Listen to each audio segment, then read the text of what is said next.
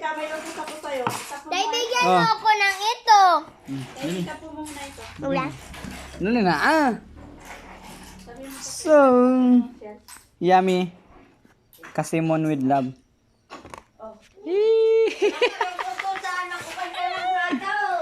Mayong! Ano man tawag sa ganito? Buko salad. Kukod. Kukod. Scrape. Hindi, sa English ay sa Tagalog. Basta, kaludon tatang kasimon. Yun ha yun. Kalot. Oh, naaduroy tarang tatlo na pala. Ito yung finished product ko. Tayo sa pagkagutay ng nurangan, di ba mga tangay? Ganyan-ganyan lang natin mga tangay. Dahil bagaratanan diyang wan. Buko salad. Buko.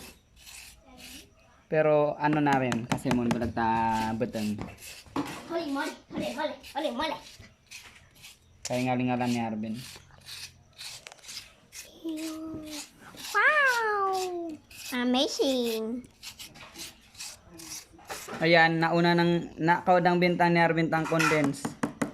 Ito nanitang ginamit naman o cowbell. Cowbell. Cow. Yakala mga bitang ang ingredients maliban ng kasimon. Kasimon.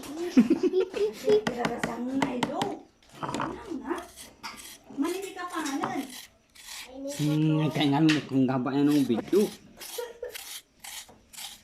Arvin, ayusin mo din. Maliwan na.